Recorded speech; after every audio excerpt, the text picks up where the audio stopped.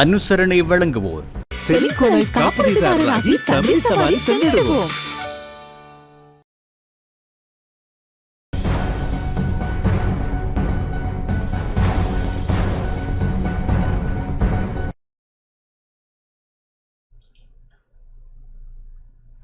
வணக்கம்.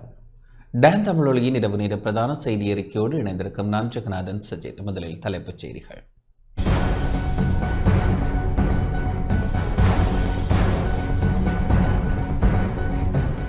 திருகோணமலை கடற்கரையில் மீண்டும் புத்தர் சிலை பிரதிஷ்டை.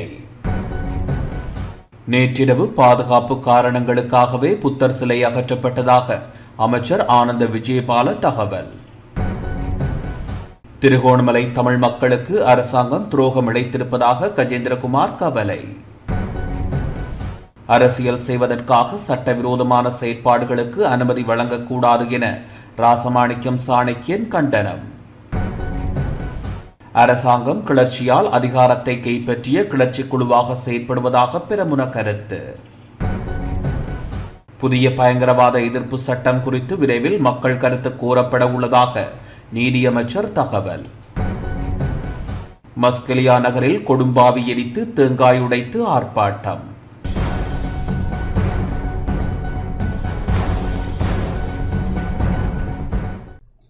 தொடர்வது முதன்மைச் செய்தி.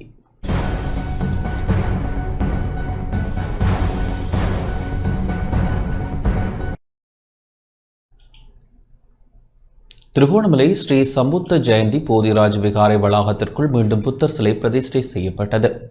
சர்ச்சைக்குரிய திருகோணமலை பிரெட்ரிக் கோட்டை டெஷ்பே கடற்கரை ஓரமாக அமைந்துள்ள ஸ்ரீ சம்புத்த ஜெயந்தி போதிராஜ் விகாரை வளாகத்திற்குள் இன்று பிற்பகல் மீண்டும் புத்தர் சிலை பிரதிஷ்டை செய்யப்பட்டு பௌத்த மத சம்பிரதாய நிகழ்வுகள் இடம்பெற்றன. பௌத்த துறவிகள் பொதுமக்கள் இணைந்து நடைபவனியாக வந்து புத்தர் சிலையை பிரதிஷ்டை செய்தனர். குறித்த இடத்தில் வைக்கப்பட்டிருந்த புத்தர் சிலையானது போலீசாருக்கும் பௌத்த துறவிகளுக்கும் இடையில் முருகன் நிலை ஏற்பட்ட பின்னணியில் நேற்றிரவு அவ்விடத்திலிருந்து அகற்றப்பட்டிருந்தது. மாவட்ட அரசாங்க அதிபர் தலைமையில் மாவட்ட செயலகத்தில் இன்று இடம்பெற்ற கலந்துரையாடலின் பின்னர் மீண்டும் அவ்விடத்தில் புத்தர் சிலை வைப்பதற்கு அனுமதி வழங்கப்பட்டதாக தெரிவிக்கப்படுகின்றது. மாவட்ட செயலகத்தில் இடம்பெற்ற கலந்துரையாடல் தொடர்பாக செய்தி அறிக்கை இடுவதற்கு ஊடகவியலாளர்களுக்கு அனுமதி வழங்கப்படவில்லை என்பதும் குறிப்பிடத்தக்கது.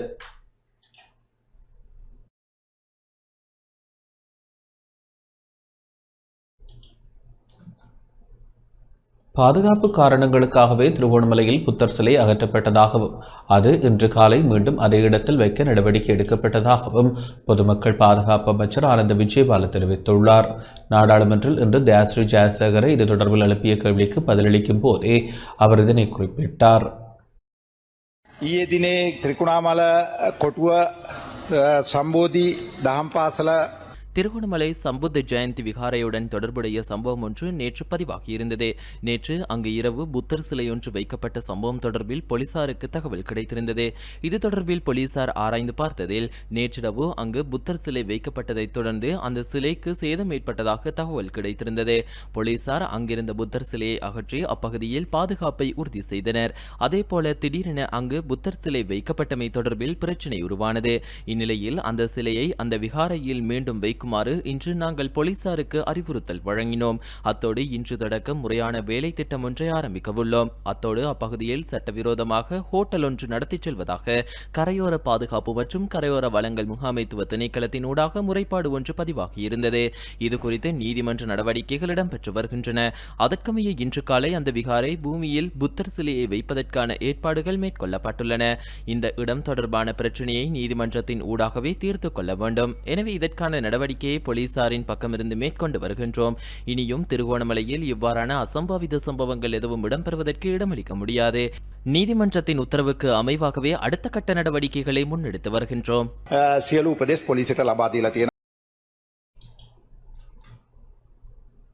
திருகோணமலை தமிழ் மக்களுக்கு அரசாங்கம் துரோகம் இழைத்திருப்பதாக நாடாளுமன்ற உறுப்பினர் கஜேந்திரகுமார் பொன்னம்பலம் தெரிவித்துள்ளார்.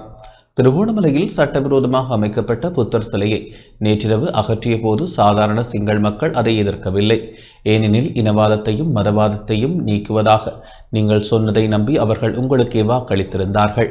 எங்கிருக்கும் திருகோணமலைக்கான தமிழ் பாராளுமன்ற உறுப்பினர்களையும் அவர்கள் தெரிவு செய்திருந்தார்கள். நீங்கள் நேற்றிரவு எடுத்த நடவடிக்கையை எதிர்த்ததெல்லாம் சிங்கள காடியர்கள் மட்டுமே. அந்த இனவாத மதவாத காடைத்தனத்தைக் கண்டு நீங்கள் பின்வாங்கி இருக்கக்கூடாது. உண்மையில் நீங்கள் என்ன செய்திருக்க வேண்டுமெனில் மக்களிடம் சென்று எது சரி எது பிழை என்பதை, எப்படியான அநீதி இழைக்கப்பட்டிருக்கிறது என்பதை நேர்மையுடன் சொல்லி இருக்க வேண்டும். ஆனால் அதற்கு பதிலாக நீங்கள் இப்போது செய்ததெல்லாம் நீங்கள் சொன்னதை நம்பி உங்களுக்கு வாக்களித்த தமிழ் மக்களுக்கும் உங்களுக்கு வாக்களித்த வாக்காளர்களுக்கும் முழுமையான துரோகத்தை இழைத்திருக்கிறீர்கள் என குறிப்பிட்டுள்ளார்.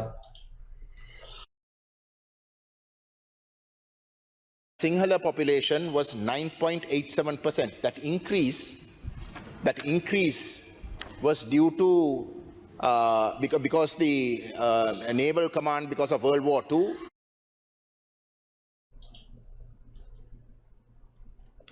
புத்த சாசனத்தை பாதுகாக்க வேண்டியது அரசாங்கத்தின் கடமையாகும் என எதிர்க்கட்சித் தலைவர் சஜித் பிரேமதாச தெரிவித்துள்ளார். ශාසනය සුරක්ෂිත කිරීම පෝෂණය කිරීම புத்த சாசனத்தை பாதுகாக்க வேண்டியது அரசாங்கத்தின் கடமையாகும். அதேபோல ஏனைய மதங்களை பாதுகாக்க வேண்டிய கடப்பாடும் அரசாங்கத்திற்கு இருக்கிறது. திருகோணமலை ஸ்ரீ சம்புத்த ஜெயந்தி போதிராஜ விகாரை 1951 ஆண்டு ஆரம்பிக்கப்பட்டது. இந்த விகாரை 2010 ஆண்டு பௌத்த விவகார திணைக்களத்தில் பதிவு செய்யப்பட்டுள்ளது. அதேபோல விகாரை அமைந்துள்ள இடத்திற்கான காணி உறுதிப்பத்திரம் வழங்கப்பட்டுள்ளது.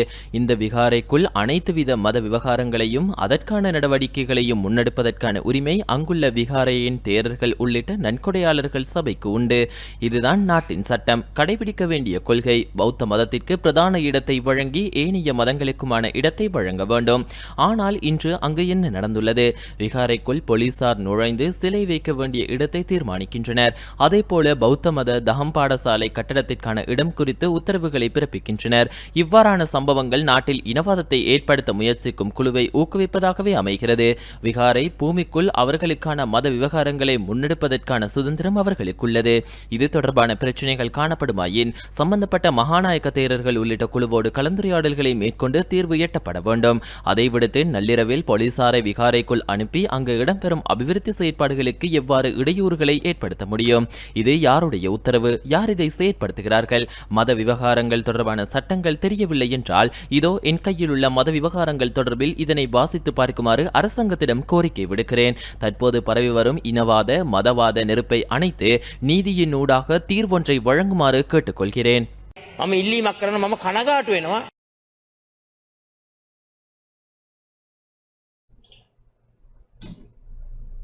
நீங்கள் அரசியல் செய்வதற்காக சட்டவிரோதமான செயற்பாடுகளுக்கு அனுமதி வழங்கக்கூடாது என நாடாளுமன்ற உறுப்பினர் தயாஸ்ரீ ஜெயசேகர மற்றும் எதிர்க்கட்சித் தலைவர் ஆகியோருக்கு எச்சரிக்கையுடன் தெரிவித்துக் கொள்வதாக நாடாளுமன்ற உறுப்பினர் ராசமாணிக்கம் சாணக்கியன் தெரிவித்துள்ளார். நீங்கள் அரசியல் செய்வதற்காக சட்டவிரோதமான செயற்பாடுகளுக்கு அனுமதி வழங்கக்கூடாது என நாடாளுமன்ற உறுப்பினர் தயாசிரி ஜெயசேகர மற்றும் எதிர்க்கட்சி தலைவர் ஆகியோருக்கு எச்சரிக்கையுடன் தெரிவித்துக் கொள்வதாக நாடாளுமன்ற உறுப்பினர் ராசமாணிக்கம் சாணக்கியன் தெரிவித்தார். நாடாளுமன்றில் இன்று உரையாற்றும் போதே அவர் இதனை தெரிவித்தார். நேற்றைய தினம் திருவோணமலையிலே நேற்று மதியம் ஒரு துரதிர்ஷ்டவசமான ஒரு சம்பவம் ஒன்றை கண்ணாலே பார்க்கக்கூடியதாக இருந்தது. இன்று எனக்கு முன்பாக பேசிய தயாசிரி ஜெயசேகர அவர்களிடமும் ஒரு எச்சரிக்கையை நான் விடுக்கின்றேன். நீங்கள் அரசியல் செய்வதற்காக தயவு செய்து சட்டவிரோதமான செயல்பாடுகளுக்கு நீங்கள் அனுமதிக்க கூடாது. அதே போலதான் எதிர்க்கட்சி தலைவருக்கும் இன்று காலையிலே அரசியல் அமைப்பிலே பௌத்த மதத்துக்கு முதலிடம் என்று சொல்லப்பட்டிருக்கு என்று சொன்னார். பௌத்த மதமோ எந்த மதமோ சட்டவிரோதமான செயல்பாடுகளுக்கு அனுமதி அளிக்க கூடாது.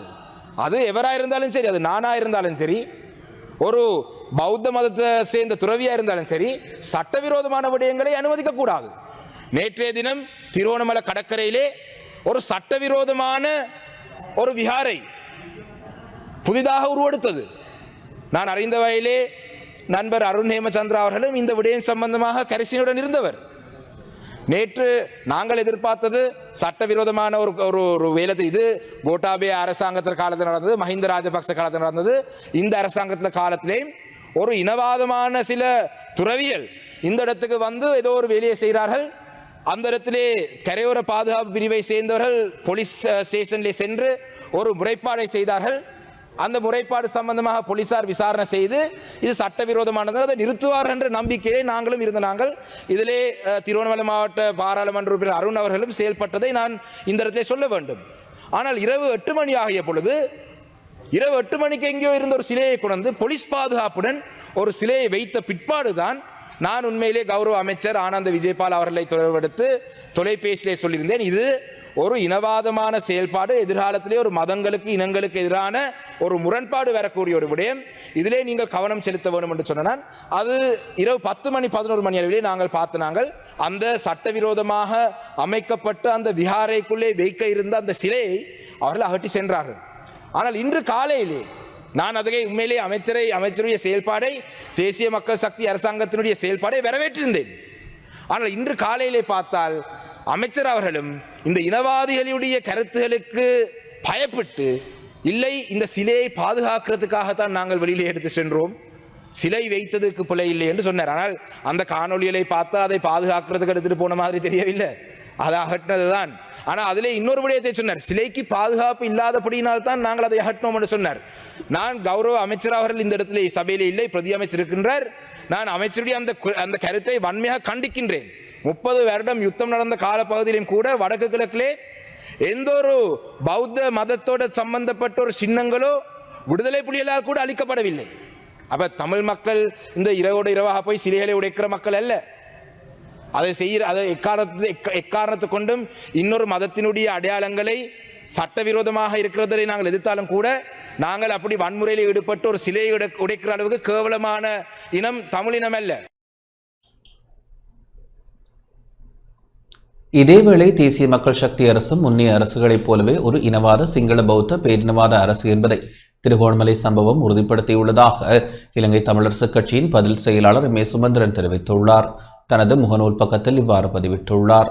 நேற்றிரவு அமைச்சரின் கட்டளைப்படி திருகோணமலை கடற்கரையில் சட்டவிரோதமாக அமைக்கப்பட்ட சிலை போலீசாரால் அகற்றப்பட்ட போது அரசாங்கம் இனவாத எண்ணமில்லாமல் சரியாக நடந்து கொள்கிறது என்று சிலர் நினைத்தார்கள். ஆனால் அப்படியல்ல என்பதை சில மணி நேரத்திற்குள்ளேயே அமைச்சர் நாடாளுமன்றத்தில் வெளிப்படுத்தினார். பாதுகாப்பிற்காகவே சிலை அகற்றப்பட்டதாகவும் அது இன்று மீள நிறுவப்படும் என்றும் வெட்கமில்லாமல் அறிவித்த போதே சகல மக்களும் சமத்துவமாக நடத்தப்படுவார்கள் என்ற வாக்குறுதி காற்றில் பறக்க விடப்பட்டது. தேசிய மக்கள் சக்தி அரசு முன்னைய அரசுகளைப் போலவே ஒரு இனவாத சிங்கள பௌத்த பேரினவாத அரசு என்பதை நிறுவியுள்ளது. இக்கட்சியை சேர்ந்த அனைத்து தமிழ் உறுப்பினர்களும் திருவோணமலை உறுப்பினர் அருண் ஹேமச்சந்திரா உட்பட உடனடியாக ராஜினாமா செய்ய வேண்டும் என இலங்கை தமிழரசுக் கட்சியின் பதில் செயலாளர் மே சுமந்திரன் குறிப்பிட்டுள்ளார்.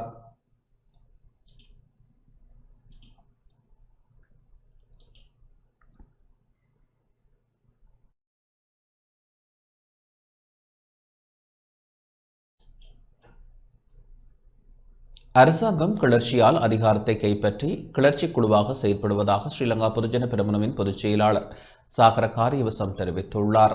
ஸ்ரீலங்கா பொதுஜன பெரமுனவின் தலைமையகத்தில் இன்று இடம்பெற்ற ஊடகவியலாளர் சந்திப்பின் போதே அவர் இதனை தெரிவித்தார். மக்கள் விடுதலை முன்னணி அரசாங்கம் ஜனநாயக விரோதமாக செயல்பட்டு வருகின்றது. ஏகாதிபத்திய ஆட்சியை மக்கள் விடுதலை முன்னணி அரசாங்கம் முன்னெடுத்து செல்கின்றது. திருகோணமலை சம்பவத்தை எடுத்துக்கொண்டால் விகாரையில் போலீசார் பலவந்தமாக நுழைந்து புத்தர் சிலையை அகற்றியுள்ளனர். போலீசாரிடம் நீதிமன்ற உத்தரவு இருந்தாலும் கூட சாதாரண வேலை நேரத்தில் அல்லாமல் நள்ளிரவில் பலவந்தமாக நுழைந்து அரசாங்கத்தின் தேவைகளை பூர்த்தி செய்வதற்காக போலீசார் ஈடுபடுத்தப்பட்டுள்ளனர். தற்போதைய அரசாங்கம் மக்களின் வாக்குகளால் தேர்ந்தெடுக்கப்பட்ட அரசாங்கமாக இல்லாமல் ஒரு கிளர்ச்சியால் அதிகாரத்தை கைப்பற்றிய கிளர்ச்சி குழுவாக செயற்பட தொடங்கியுள்ளது. இது மிகவும் ஆபத்தான மற்றும் தீவிரமான நிலைமையாகும். இதை எதிர்ப்பதற்கு அரச ஊழியர்களுக்கு ஒரு கடமையும் பொறுப்பும் உள்ளது.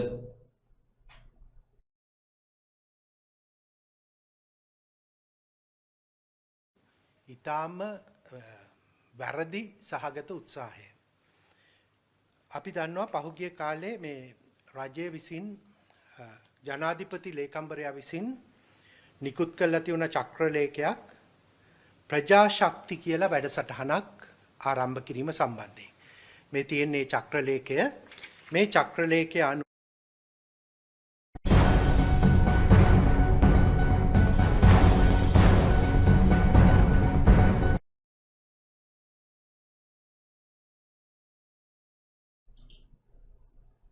பாதாள குழுக்கள் வலுவூட்டப்படுகின்றன என நாடாளுமன்ற உறுப்பினர் நாமல் ராஜபக்ஷ தெரிவித்துள்ளார். அரசாங்கம் வலுவூட்டும் பாதாள குழுக்கள் சுதந்திரமாக செயற்பட இடமளிக்கப்பட்டுள்ளதாக நாடாளுமன்ற உறுப்பினர் நாமல் ராஜபக்ஷ தெரிவித்துள்ளார். கொழும்பில் இன்று இடம்பெற்ற ஊடகவியலாளர் சந்திப்பின் போதே அவர் இதனை தெரிவித்துள்ளார். මේ රටේ මත්ද්‍රව්‍ය වලින් මේ රටේ දරුවෝ බේරගන්න மக்கள் விடுதலை முன்னணியினருடன் தொடர்புடைய பாடசாலை அதிபர்களும் கூட போதைப்பொருள் விநியோக நடவடிக்கைகளில் ஈடுபடுகின்றனர். ஆகவே அரசியல் ரீதியாக நெருக்கமானவர்களை கைது செய்யும் நடவடிக்கையும் கூட தடுக்கப்படுகிறது. நாட்டின் இளைஞர்களை போதைப் பொருட்களிலிருந்து காப்பாற்ற போலீஸ் மா அதிபர் மக்கள் விடுதலை முன்னணியினருக்கு ஏற்ற வகையில் செயல்படாமல் பாரபட்சமின்றி சட்டம் அமுல்படுத்தப்பட வேண்டும். விளையாட்டு, கலாச்சாரம் மற்றும் கலையை ஊக்குவிப்பதன் மூலம் இளைஞர்களை போதைப் பொருட்களிலிருந்து விலக்கி வைக்க எமது கட்சி வரலாற்று ரீதியாக பல நடவடிக்கைகளை முன்னெடுத்திருந்தது. எதிர்க்கட்சி விரைவில் தங்கள் கடமையையும் பொறுப்பையும் தொடங்க உள்ளது. அரசாங்கத்தால் வலுவூட்டப்பட்டு பாதுகாக்கப்படும் ஒழுங்கமைக்கப்பட்ட குற்றவாளிகளின் குழு சுதந்திரமாக செயல்பட அனுமதிக்கப்படுகிறது. இந்த குற்றவாளிகளுக்கு எதிராக சட்டம் அமுல்படுத்தப்பட வேண்டும். மேலும் விவசாயிகள், பட்டதாரிகள், வணிகர்கள் மற்றும் அநியாய வரிச்சுமையால் பாதிக்கப்பட்டுள்ளவர்கள் உட்பட அனைத்து தரப்பு மக்களும் 21ஆம் தேதி நுகேகொட எதிர்ப்பு ஆர்ப்பாட்டத்தில் பங்கேற்பார்கள். වැදි ප්‍රතිඵලය ඡන්දයක් තියන්නකෝ ඡන්දෙ තිබ්බම ප්‍රතිඵල එනකොට ආණ්ඩුවට තේරෙයි මොකද්ද පොඩි කියලා. புதிய பயங்கரவாத எதிர்ப்பு சட்டம் குறித்து விரைவில் மக்கள் கருத்து கோரப்பட உள்ளதாக நீதியமைச்சர் நாணயக்கார தெரிவித்துள்ளார். பயங்கரவாத தடை சட்டத்திற்கு மாற்றீடாக கொண்டுவரப்பட உள்ள புதிய பயங்கரவாத எதிர்ப்பு சட்டம் தொடர்பாக விரைவில் மக்கள் கருத்து கோரப்பட உள்ளதாக நீதியமைச்சர் ஹர்ஷன நாணயக்கார தெரிவித்துள்ளார். 2026ஆம் ஆண்டுக்கான வரவு செலவு திட்டத்தில் சுற்றுலாத்துறை மற்றும் வெளிவிவகார அமைச்சுக்கான வரவு செலவு திட்டம் மீதான குழுநிலை விவாதத்தில் கலந்து கொண்டு உரையாற்றும் போதே அவர் இதனை தெரிவித்தார். මේ වසර තුළ අධිකරණ වෙත ලබා දීමට ප්‍රසම්පාදන කටයුතු මේ දවස්වල පවතිනවා. நாட்டில் புதிய சட்டங்கள் மற்றும் சட்டங்களை திருத்துவது குறித்து விசேட நிபுணர்களின் குழுக்கள் நியமிக்கப்பட்டுள்ளன. அதற்கமைய தற்போது 14 விசேட நிபுணர்கள் குழுக்கள் நியமிக்கப்பட்டுள்ளன. பயங்கரவாத எதிர்ப்பு சட்டம், ஒழுங்கமைக்கப்பட்ட குற்ற செயல்களை கட்டுப்படுத்தல், சட்டத்தை உருவாக்குதல் உள்ளிட்ட செயற்பாடுகளுக்காக இந்த விசேட நிபுணர் குழுக்கள் செயற்படுகின்றன. அதற்கமைய பயங்கரவாத தடை சட்டத்தின் திருத்தம் செய்து புதிய பயங்கரவாத எதிர்ப்பு சட்டம் மூல வரைவு விசேட நிபுணர் குழுவினால் தன்னிடம் கையளிக்கப்பட்டுள்ளது. அது தற்போது தமிழ் மற்றும் சிங்கள மொழிகளுக்கு மொழிபெயர்ப்பு செய்யப்படுகிறது. அதற்கமைய புதிய பயங்கரவாத எதிர்ப்பு சட்டம் குறித்து வெகு விரைவில் மக்கள் கருத்து கோரப்பட உள்ளது. அதற்கான நடவடிக்கைகள் தற்போது முன்னெடுக்கப்பட்டு வருகின்றன. විනිශ්චයකාරවරු 22ට වැඩි සංඛ්‍යාවකගේ වැඩ තහනමකට ලක් කරලා තියෙනවා. ஹாட்லியின் மைந்தர்களது 26ஆம் ஆண்டு நினைவு நாள் வடமராட்சி இம்பசிட்டி கடற்கரையில் உணர்வுபூர்வமாக அனுஷ்டிக்கப்பட்டது. வடமராட்சி பருத்தித்துறை ஹாட்லியின் மைந்தர்களது 26ஆம் ஆண்டு நினைவு நாள் வடமராட்சி இம்பசிட்டி கடற்கரையில் அவர்களது குடும்பத்தவர் மற்றும் நண்பர்களால் இன்றைய தினம் நினைவு கூறப்பட்டது. கல்வி செயற்பாட்டின் நிமித்தம் வடமராட்சி இம்பசிட்டி கடற்கரை பகுதியில் 1999ஆம் ஆண்டு நவம்பர் 17ஆம் தேதி கடல்வள ஆராய்ச்சியில் ஈடுபட்டிருந்த வேளை கடல் அலையில் சிக்கொண்டு உயிரிழந்திருந்த யாழ் ஹாட்லி கல்லூரியின் 2000ஆம் ஆண்டு உயர்தர வகுப்பு மாணவர்கள் 4 பேரின் 26வது ஆண்டு மற்றும் பேராதனை பல்கலைக்கழகத்தில் பொறியியல் பீட மாணவனாக கல்வி கற்று வந்த வேளை புகையிரத விபத்தில் சிக்கி உயிரிழந்த மாணவனது 21வது ஆண்டு நினைவேந்தல் நிகழ்வு இன்று காலை வடமராட்சி இம்பசிட்டி கடற்கரையில் இடம்பெற்றது. குறித்த மாணவர்களது திருவுருவப்படம் வைக்கப்பட்டு உணவு வகைகள் படையிலிட்டு மேற்கொள்ளப்பட்ட நினைவேந்தல் நிகழ்வில் ஹாட்லி கல்லூரி முன்னாள் அதிபர் தம்பையா கலைச்செல்வன், மாணவர்களது குடும்பத்தினர், உறவினர்கள் மற்றும் நண்பர்கள் மலர் தூவி சுடரேற்றி அஞ்சலி செலுத்தினர். இறுதியில் படையல் பொருட்கள் மற்றும் மாலை, பூக்கள் என்பன மாணவர்களின் ஆன்மா இரண்டர கலந்திருக்கும் இம்பசிட்டி கடலில் கலக்கப்பட்டது.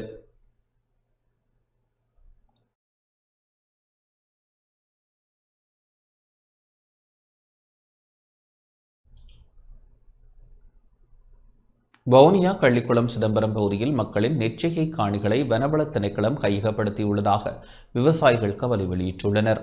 வவுனியா கள்ளிக்குளம் சிதம்பரம் பகுதியில் மக்களின் நெற்றிகை காணிகளை வனவள திணைக்களம் கையகப்படுத்தியுள்ளதுடன் நெற்பயிரை சேதப்படுத்தி தேக்குமரம் நாட்டும் நடவடிக்கையில் ஈடுபட்டு வருவதாக விவசாயிகள் கவலை வெளியிட்டுள்ளனர். கடந்த 1987ஆம் ஆண்டு ஏற்பட்ட போரினால் இடம்பெயர்ந்திருந்த மக்கள் மீண்டும் 2012ஆம் ஆண்டு மீள குடியமர்த்தப்பட்டதுடன் தமது காணிகளில் நெற்பயிர் செய்கையில் ஈடுபட்டு வருகின்றனர். இந்த நிலையில் தற்போது வனவள பிரிவு உத்தியோகத்தர்கள் தமது காணிகளை கையகப்படுத்தும் நடவடிக்கையில் ஈடுபட்டுள்ளதுடன் அங்கு விதைக்கப்பட்டுள்ள பயிர்களை அழித்து தேக்குமரம் நாட்டும் நடவடிக்கையில் ஈடுபட்டுள்ளதாக மக்கள் கவலை வெளியிட்டுள்ளனர். இது தொடர்பில் வவுனியா மாவட்ட அரசாங்க அதிபரிடம் இன்று மக்கள் மகஜர் ஒன்றை கையளித்துள்ளனர்.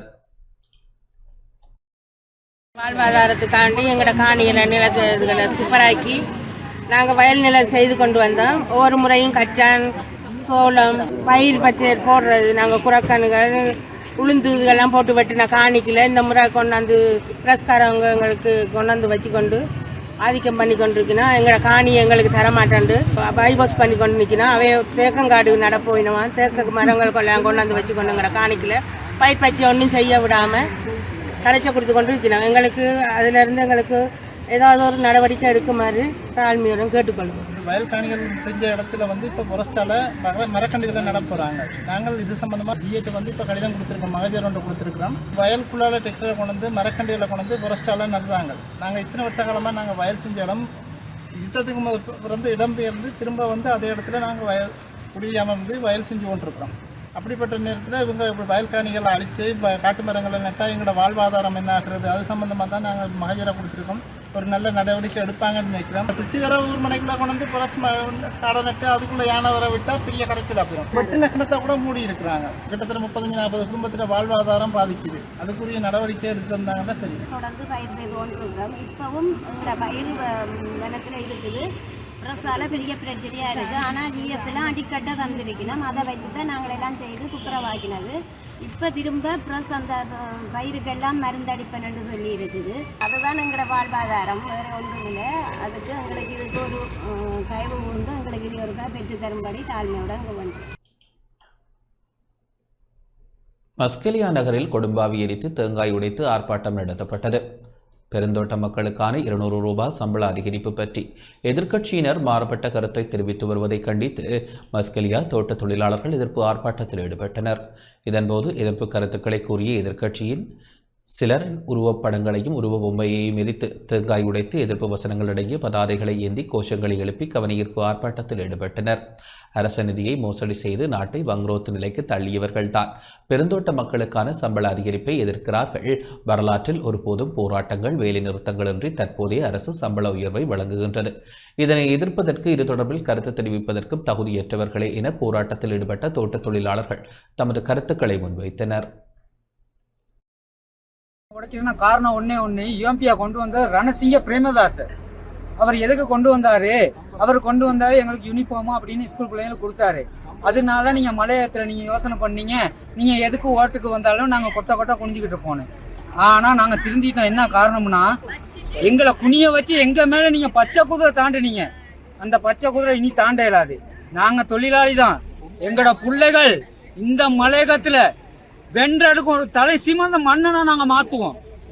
அதுக்காக வேண்டி இந்த தேங்காய் உங்களுக்கு உடைக்கிறது ஒண்ணு நாங்க சாமிக்கு உடைப்போம், இன்னொன்னு கேவலமா ரோட்ல போற பைத்தியக்காரனுக்கு உடைப்போம். நான் இப்ப சொன்ன 2வது பைத்தியக்காரனுக்கு தான் இந்த தேங்காய் உடைக்க போறோம். எல்லாம் சம்பள ரேட்டுக்கு பேசி பேசி பேசி பார்லிமெண்ட்டுக்கு போயிட்டு கம்பெனிக்காரங்கிட்ட சல்லியை வாங்கிட்டு எங்களை பேசுறேன் ஓட்ட மட்டும் வாங்கிட்டு அவனுக்கு பில்டிங் என்ன கார் என்ன, இந்த வர மாசம் அவனுக்கு கல்யாணம். எங்களை பத்தி நினைச்சு பார்த்தானா 75 வருஷம் நாங்க காங்கிரஸ்ல இத்தனை வருஷம் எங்களுக்கு சம்பள ரேட்டு பேசி கொடுத்தானோ ஒண்ணுமே இல்லை. மலையகத்துக்கு வந்து சோறும் சாராயத்தையும் கொடுத்து எங்களை செருப்ப கழட்டி வச்சா ஓட்டு போடுங்கிறான். திருகோணமலை கிண்ணியா குட்டிக்கராச்சி கடற்கரை வீதியின் புனரமைப்பு பணிகள் ஆரம்பிக்கப்பட்டுள்ளன. திருகோணமலை கிண்ணியா குட்டிக்கராச்சி கடற்கரை வீதி புனரமைப்பு பணிகள் இன்று உத்தியோகபூர்வமாக ஆரம்பித்து வைக்கப்பட்டன. நீண்டகாலமாக புறக்கணிக்கப்பட்டிருந்த இந்த வீதியின் அபிவிருத்தி பணிகள் ஆரம்பிக்கப்பட்டமை அப்பகுதி மக்களிடையே மகிழ்ச்சியை ஏற்படுத்தியுள்ளது. அரசாங்கத்தின் கிராமிய வீதி அபிவிருத்தி திட்டத்தின் கீழ் இந்த பணிகளுக்காக ரூபாய் 35 லட்சம் நிதி ஒதுக்கீடு செய்யப்பட்டுள்ளது. நிதி ஒதுக்கீட்டின் மூலம் மிகவும் மோசமான நிலையில் இருந்த குட்டிக்கராச்சி கடற்கரை வீதி செப்பனிடப்பட்டு மக்கள் இலகுவாக பயணிக்கக்கூடிய வகையில் அபிவிருத்தி செய்யப்பட உள்ளது. அபிவிருத்தி பணிகளின் ஆரம்ப நிகழ்வு தேசிய மக்கள் சக்தியின் தொகுதி இணைப்பாளர் MEM ராஃபிக் தலைமையில் இடம்பெற்றது. கிண்ணியா பிரதேச செயலாளர் MHM ஹனி, கிண்ணியா நகரசபை உறுப்பினர்களான MH நியாஸ், இம்ரான் அஸ்ரப் உட்பட பல முக்கிய பிரமுகர்கள் கலந்து கொண்டனர்.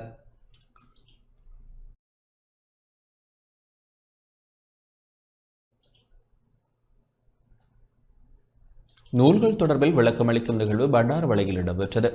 பண்டாரவளை மகா உள்பத மாநகர சபை சுற்றுலா விடுதியில் தேசிய நூலக ஆவணவாக்கல் சபை மற்றும் பண்டாரவளை மாநகர சபை இணைந்து ஏற்பாடு செய்திருந்த நூலொன்றை வடிவமைப்பது உட்பட பல விடயங்கள் தொடர்பில் விளக்கமளிக்கும் நிகழ்வு இடம்பெற்றது. ஒரு நூல் பற்றிய விளக்கமாக அதன் உள்ளடக்கம், முன் அட்டை, பின்னட்டை போன்றவற்றில் இடம்பெற வேண்டிய அம்சங்கள், ISBN இலக்கம், சஞ்சிகைகள் உருவாக்குதல் போன்ற விடயங்களை எவ்வாறு மேற்கொள்ளல் என்பது தொடர்பில் பண்டாரவளை மாநகர ஆணையாளர் தனராஜ் கஜேந்திரகுமார், தேசிய நூலக அருணாக்கல் ஆவணமாக்கல் சபை வளவாளரும் விரிவுரையாளருமான ஷியாம் மற்றும் மாநகர சபை உறுப்பினர்கள் உட்பட நூலக பொறுப்பாளர்கள் உத்தியோகத்தர்கள் நிகழ்வில் கலந்து கொண்டனர். எழுத்தாளர்கள், ஊடகவியலாளர்கள், கலைஞர்கள், கவிஞர்கள், பன்முக ஆளுமை கொண்ட ஆய்வாளர்கள், ஊவா தமிழ் இலக்கிய பேரவைத் தலைவர் கலாபூஷணம், அருண் தியாகு உட்பட பலர் கலந்து கொண்டமை குறிப்பிடத்தக்கது.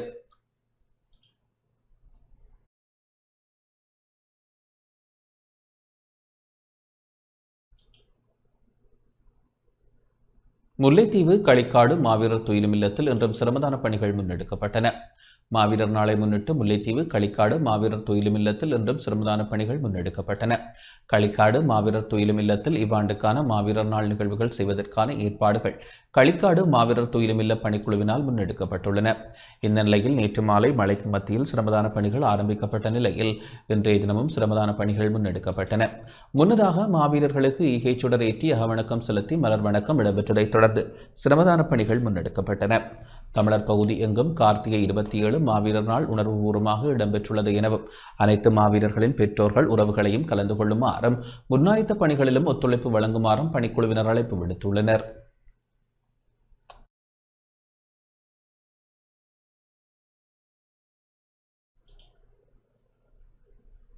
கொட்டாஞ்சேனை துப்பாக்கிச் சூட்டு சம்பவம் தொடர்பில் மற்றொரு பெண் கைது செய்யப்பட்டுள்ளார்.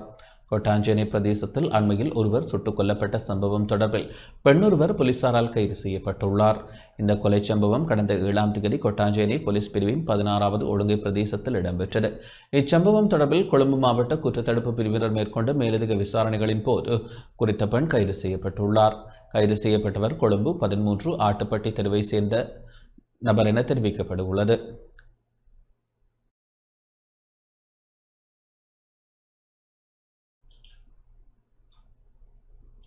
சபாநாயகர் மற்றும் பிரதியமைச்சர்களுக்கு வாடகை அடிப்படையிலேயே இல்லங்கள் வழங்கப்பட்டுள்ளதாக நாடாளுமன்ற உறுப்பினர் சாமரசம்பத் திசாநாயக்க தெரிவித்துள்ளார். பிரதியமைச்சர்கள் மற்றும் சபாநாயகருக்கு வாடகை அடிப்படையில் 6 உத்தியோகபூர்வ இல்லங்கள் வழங்கப்பட்டுள்ளதாக நாடாளுமன்ற உறுப்பினர் சாமரசம்பத் திசாநாயக்க தெரிவித்துள்ளார். நாடாளுமன்றில் இன்று வாய்மூல விடைக்கான வினாக்கள் நேரத்தின் போது அவர் இதனை தெரிவித்தார். இவ்வாறு வாடகை அடிப்படையில் வழங்க முடியுமாக இருந்தால் கடந்த முறையும் அவ்வாறே வழங்கப்பட்டிருந்தது. எந்த ஒரு நபருக்கும் வாடகை அடிப்படையில் வழங்க முடியும். ஆனால் அமைச்சர்களின் உத்தியோகபூர்வ இல்லங்களை பெறப்போவதில்லை என்று அரசாங்கம் தீர்மானித்ததாக கூறினீர்கள். நாட்டில் உள்ள அமைச்சர்கள் பயன்படுத்த எந்த ஒரு உத்தியோகபூர்வ இல்லங்களையும் யாருக்கும் வழங்கப் போவதில்லை என தெரிவித்திருந்தனர். தற்போது சபாநாயகர் உள்ளிட்ட பிரதி அமைச்சர்கள் என 6 பேருக்கு வாடகை அடிப்படையில் உத்தியோகபூர்வ இல்லங்கள் வழங்கப்பட்டுள்ளன. அமைச்சர்களுக்கு பயன்படுத்த வேண்டுமெனில் அவர்களுக்காவது வழங்குங்கள். எதிர்க்கட்சியினர் யாராவது சம்பளத்தில் வாடகை அறவிடும் வகையில் கோருவார்களாயின் அவர்களுக்கு வழங்குங்கள், எங்களுக்கும் தாருங்கள். எனக்கு மாதி வேலையில் ஒன்று உள்ளது, எனவே எனக்கு வேண்டாம். நான் அமைச்சர் காலத்திலும் அங்குதான் இருந்தேன். நான் மட்டும்தான் அமைச்சர் காலத்தில் மாதி வேலையில் இருந்தேன். எனவே இந்த வீடுகள் தொடர்பில் வேலை திட்டம் ஒன்றை செயற்படுத்துங்கள். இந்த இல்லங்களை 1 மாதம் பயன்படுத்தாமல் விட்டால் என்ன நடக்கும் என்பதை பாருங்கள். இதை சுற்றுலா, ஹோட்டல் உள்ளிட்ட ஏதேனும் ஒரு விடயத்துக்காக பயன்படுத்துங்கள். වහපු ගෙවල් ඒවා දැන් අන්තිම මං හිතන්නේ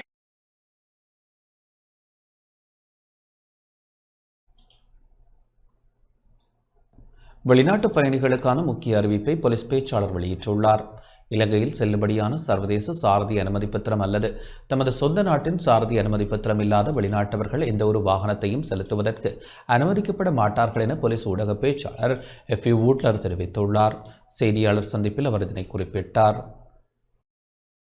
சுற்றுலா பயணிகள் சட்டவிரோதமாக முச்சக்கர வண்டிகளை ஓட்டிச் செல்லும் போக்கு அதிகரித்து வருவதை போலீசார் அவதானித்துள்ளனர். இது சட்டவிரோதமானது என்றும் இந்த வாடகை வாகனங்களின் உரிமையாளர்களுக்கு எதிராக போலீசார் கடுமையான நடவடிக்கைகளை எடுத்துள்ளனர். வெளிநாட்டு சுற்றுலா பயணிகள் மற்றும் உள்ளூர் பயணிகள் என அனைவரும் நாட்டில் வாகனங்களை பயன்படுத்தும் போது இலங்கையின் மோட்டார் வாகன போக்குவரத்து சட்டத்தில் குறிப்பிடப்பட்டுள்ள விதிமுறைகளுக்கு கண்டிப்பாக கட்டுப்பட வேண்டும். செல்லுபடியான அனுமதி பத்திரம் இல்லாமல் பல வெளிநாட்டவர்கள் வாகனம் செலுத்துவது கண்டறியப்பட்டதால் அவர்களுக்கு எதிராக போலீசார் சட்டத்தை கடுமையாக அமுல்படுத்துவர். வெளிநாட்டு பிரஜைகள் செல்லுபடியான சர்வதேச சாரதி அனுமதி பத்திரத்துடன் சட்டப்பூர்வமாக வாகனம் ஓட்டலாம் அல்லது சொந்த நாட்டில் வழங்கப்பட்ட உள்நாட்டு சாரதி அனுமதி பத்திரத்துடன் மோட்டார் வாகன போக்குவரத்து திணைக்களத்திடமிருந்து சான்றிதழ் அல்லது அங்கீகாரம் பெற்ற பின்னரே வாகனம் ஓட்ட அனுமதிக்கப்படுவார்கள். யாழ்ப்பாணம் பருத்தித்துறை கொட்டடி பகுதியில் கொட்டப்பட்டுள்ள மண்ணை அகற்றுமாறு கோரி இன்று போராட்டம் முன்னெடுக்கப்பட்டது. யாழ்ப்பாணம் பருத்தித்துறை கொட்டடி பகுதியில் கொட்டப்பட்டுள்ள மண்ணை அகற்றுமாறு கோரி கடற்தொழிலாளர்களால் இன்று கவனஈர்ப்பு போராட்டம் முன்னெடுக்கப்பட்டது. பருத்தித்துறை கொட்டடி கடற்தொழிலாளர் கூட்டுறவு சங்கத்தினரால் முன்னெடுக்கப்பட்ட பேரணி கொட்டடி மீன் சந்தைக்கு அருகாமையில் ஆரம்பமாகி கடற்கரை வீதி வழியாக சென்று பருத்தித்துறை நகரசபையை அடைந்தது. பேரணியில் பங்கேற்றோர் பருத்தித்துறை நகரசபையை மண்ணை அகற்று என கோஷம் எழுப்பியிருந்தனர். இதன்போது போலீசார் சம்பவ இடத்திற்கு விரைந்தனர். உயர்தர பரீட்சை நிலையம் அருகில் இருப்பதனால் அமைதியான முறையில் போராட்டத்தை நடத்துமாறு போலீசார் போராட்டக்காரர்களை வேண்டிக் கொண்டனர். அதனையடுத்து போராட்டக்காரர்கள் அமைதி ஆகியதுடன் தவிசாளரை வருமாறு கோரினர். சற்று நேரத்தில் தவிசாளர் நகரசபைக்கு வருகை தந்ததை அடுத்து போராட்டக்காரர்களுடன் கலந்துரையாடினார். மணலை அகற்றாமைக்கான காரணத்தை கேட்டு போராட்டக்காரர்கள் வாக்குவாதப்பட்டனர். இந்நிலையில் கடலோர பாதுகாப்பு திணைக்களத்தின் அதிகாரிகள் நாளை நகரசபைக்கு அழைப்பதாகவும் அதன்போது கடற்தொழிலாளர்கள் சங்க பிரதிநிதிகள் பங்கேற்று அதில் எடுக்கப்படும் முடிவுகளுக்கு அமைவாக மணலை அகற்ற முடியும் எனவும் தவிசாளர் தெரிவித்தார்.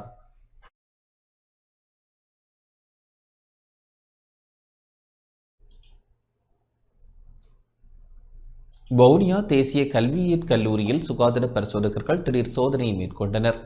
வவுனியா தேசிய கல்வியியற் கல்லூரியில் சுகாதார பரிசோதகர்கள் திடீர் சோதனை மேற்கொண்டுள்ளதாக பிராந்திய சுகாதார சேவைகள் திணைக்களம் தெரிவித்துள்ளது.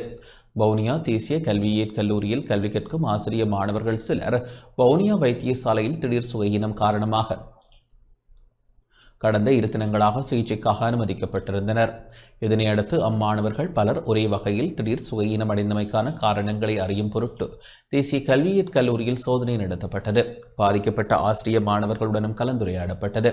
இதன்போது வவுனியா தேசிய கல்வியியற் கல்லூரி குடிநீரும் சோதனைக்குட்படுத்தப்பட்டதுடன் உணவின் தரம் தொடர்பிலும் கவனம் செலுத்தப்பட்டது. அத்துடன் சுகாதார சீர்கேடாக காணப்படும் பகுதிகளை சீர் செய்வதற்கும் சுகாதார பரிசோதகர்கள் அறிவுறுத்தியுள்ளதாகவும் ஆசிரிய மாணவர்கள் திடீர் சுகையினமுற்றுமைக்கான காரணம் இதுவரை கண்டுபிடிக்கப்படவில்லை எனவும் பிராந்திய சுகாதார சேவைகள் திணைக்களம் தெரிவித்துள்ளது. இதேவேளை வவுனியா தேசிய கல்வியியற் கல்லூரியை சேர்ந்து சுமார் 40 வரையான ஆசிரிய மாணவர்கள் திடீர் சுகையினம் காரணமாக அண்மையில் பாதிக்கப்பட்டிருந்தமை குறிப்பிடத்தக்கது.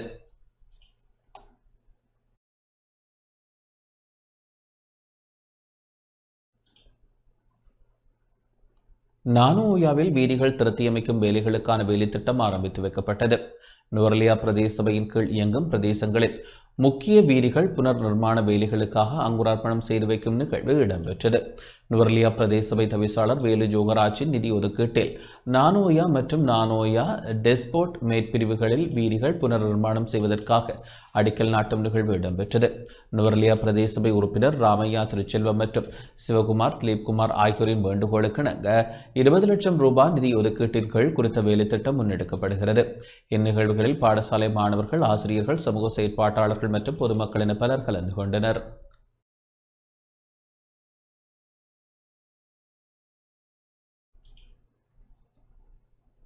பெருந்தோட்ட மற்றும் சமூக உட்கட்டமைப்பு வசதிகள் பிரதியமைச்சர் சுந்தரலிங்கம் பிரதீபிற்கு ரத்தினபுரி மாவட்ட மக்கள் நன்றி தெரிவித்தனர். பெருந்தோட்ட தொழிலாளர்களுக்கு வழங்கப்பட உள்ளதாக முன்மொழிந்துள்ள சம்பள உயர்வு தொடர்பில் பெருந்தோட்ட மற்றும் சமூக உட்கட்டமைப்பு வசதிகள் பிரதியமைச்சர் சுந்தரலிங்கம் பிரதீபிற்கு ரத்தினபுரி மாவட்ட மக்கள் நன்றியை தெரிவிக்கும் முகமாக நிகழ்வு ஒன்றினை ஏற்பாடு செய்திருந்தனர். அகவத்த ஹவுப்பே தோட்ட மக்களால் ஏற்பாடு செய்யப்பட்ட நிகழ்வு தலுகல பொது விளையாட்டு மைதானத்தில் இடம்பெற்றது. தலுகல ஸ்ரீ முத்துமாரியம்மன் ஆலயத்தில் இடம்பெற்ற விசேட பூஜை வழிபாடுகளுடன் நிகழ்வுகள் ஆரம்பமாகியிருந்தன. காலமாக எங்களுடைய வாக்குகளை மாத்திரம் பெற்று எங்களை தொடர்ச்சியாக அடிமைகள் வைத்த கட்சிகள் தான் கடந்த காலத்தில் ஆட்சியில் இருந்தார்கள்.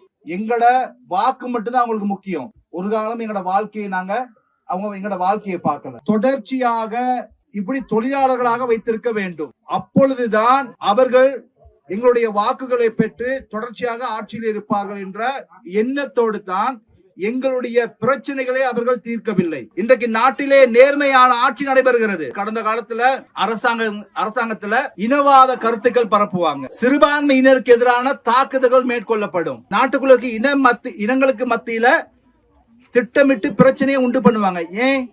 மக்கள் எப்போது பிரிஞ்சிருக்கிற போது தான் அந்த இனவாதத்தை வைத்துக் கொண்டு வாக்குகளை பெற்று தொடர்ச்சியாக அவர்கள் பாராளுமன்ற உறுப்பினர்களாகவும் அமைச்சர்களாகவும் இருக்க முடியும். ஆனா இன்னைக்கு என்ன சொன்னாங்க? அனுரகுமார திசாநாயக்க ஆட்சிக்கு வந்தா இந்த நாட்டுல இனங்களுக்கு இடையிலான பிரச்சனை வரும்னு சொன்னாங்க.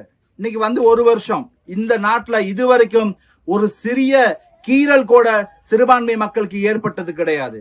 ஏன்னா இன்னைக்கு நாட்டுல மக்கள் ஒற்றுமையா இருக்கின்றார்கள். இன்னைக்கு சட்டம் எல்லாத்துக்கும் சமனாக இருக்கிறது. தொடர்ச்சியாக போராட்டம் நடத்தப்பட்டால் மாத்திரமே சிறு தொகை, சிறிய அளவு சம்பளம் உயர்த்தப்படும். ஆனால் இந்த அன்றகுமார திசாநாயக்க எங்களுடைய தலைவர் மீது மலையக மக்கள் வச்சிருந்த நம்பிக்கை, நிச்சயமாக எங்களுக்கான சம்பளத்தை உயர்த்தி தருவாய் என்று மலையக மக்கள் பொறுமையாக இருந்தார்கள்.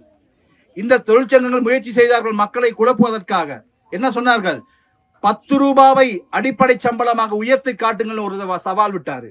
அவரை இப்ப காணோம், பாராளுமன்றத்தில் காணோம், அவரை ஊடகத்திலையும் காணோம். தேசிய மக்கள் சக்தி அரசாங்கம் 400 ரூபாய் உயர்த்தி தோட்ட தொழிலாளர்களுக்கு 1750 ரூபாய் சம்பளத்தை உயர்த்திருக்கிறது.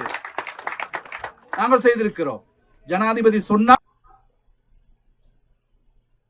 அடிப்படை சம்பளத்திலேயே பெருந்தோட்ட தொழிலாளர்களுக்கான சம்பள அதிகரிப்பு என அமைச்சர் சமந்த வித்யாரத்ன தெரிவித்துள்ளார். அடிப்படை சம்பளத்திலேயே பெருந்தோட்ட தொழிலாளர்களுக்கான சம்பள அதிகரிப்பு முன்னெடுக்கப்பட உள்ளதாகவும் பெருந்தோட்ட மற்றும் சமூக உட்கட்டமைப்பு வசதிகள் அமைச்சர் சமந்த வித்யாரத்ன தெரிவித்துள்ளார். டான் தமிழொலியில் ஒளிபரப்பாகும் அரசியல் நிகழ்ச்சியான நேர்கொண்ட பார்வை நிகழ்ச்சியில் தொகுப்பாளரால் எழுப்பப்பட்ட கேள்விக்கு பதிலளித்த போது அவர் இதனை தெரிவித்தார். රුපියල් 10ක් හරි බේසික් සැලරි එකෙන් වැඩි කරන්න அடிப்படை சம்பளத்தில் 10 ரூபாயேனும் அதிகரிக்கப்பட்டுள்ளதா என நாடாளுமன்ற உறுப்பினர் ஜீவன் தொண்டமான் கேள்வி எழுப்பியிருக்கிறார். இதற்கு விடயதானத்துக்கு பொறுப்பான அமைச்சர் என்ற வகையில் நீங்கள் கூறும் பொறுப்பான பதில் என்ன? පඩිය බේසික් සැලරි එකෙන් වැඩි වෙන්නේ. ஜீவன் தொண்டமான் மற்றும் தோட்டத்துறையைச் சேர்ந்த சில நாடாளுமன்ற உறுப்பினர்கள் கடந்த நாட்களில் நாங்கள் சம்பளத்தை அதிகரிப்போம் என்று திரும்ப சொல்லிக் கொண்டிருந்தனர் அல்லவா? நான் யாழ்ப்பாணம் சென்று கேட்டபோதும் நிச்சயமாக செய்வோம் என்று சொன்னேன். அப்போது சில அமைச்சர்களும் நாடாளுமன்ற உறுப்பினர்களும் ஜீவன் தொண்டமான் மற்றும் தோட்டத்துறையைச் சேர்ந்த சில நாடாளுமன்ற உறுப்பினர்கள் கடந்த நாட்களில் நாங்கள் சம்பளத்தை அதிகரிப்போம் என்று திரும்ப சொல்லிக் கொண்டிருந்தனர் அல்லவா? நான் யாழ்ப்பாணம் சென்று கேட்டபோதும் நிச்சயமாக செய்வோம் என்று சொன்னேன். அப்போது சில அமைச்சர்களும் நாடாளுமன்ற உறுப்பினர்களும் தோட்டத்துறையிலிருந்து வந்து சொன்னார்கள், அமைச்சர் எவ்வளவு முயற்சி செய்தாலும் எவ்வளவு குதித்தாலும் அதை அதிகரிக்க முடியாது.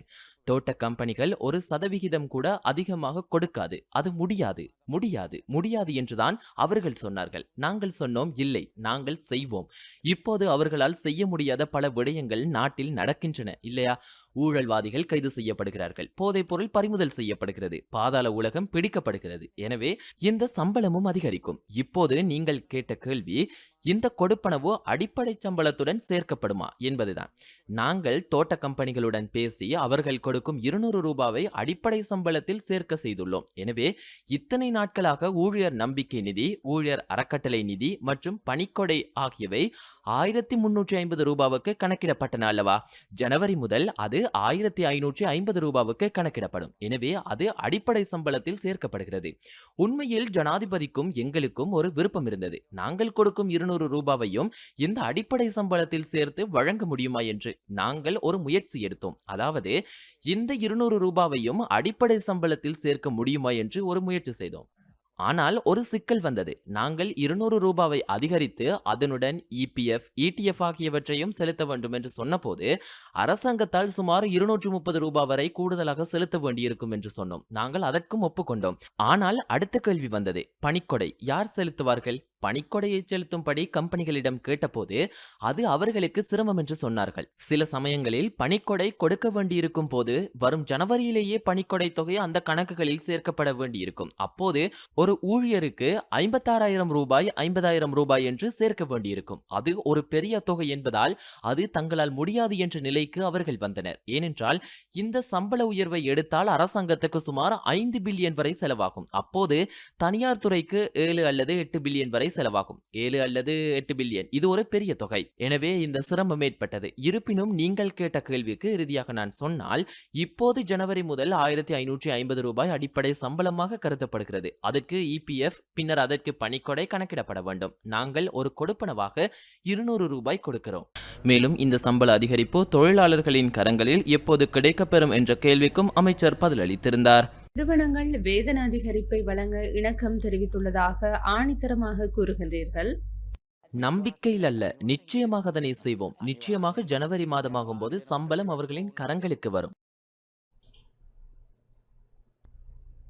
இத்துடன் இந்த செய்தி அறிக்கை நிறைவடைகின்றது. வணக்கம்.